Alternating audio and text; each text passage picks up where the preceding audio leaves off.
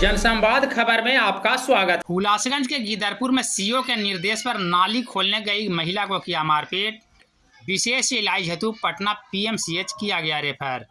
दरअसल मामला हुलासगंज थाना क्षेत्र के गीदरपुर गांव का है, जहां वर्षा के पानी घर में जमा रहने के कारण मामले की शिकायत अंचलाधिकारी से की गई थी। तदुपरांत अंचलाधिकारी एवं थाना अध्यक्ष के निर्देश पर वर्षा के पानी निकालने गई महिला रत्ना देवी को पड़ोसी ने मारपीट कर गंभीर रूप से घायल कर दिया, जिसके बाद घायल महिला को विशेष इलाज हेतु पटना पीएमसीएच रेफर किया गया है।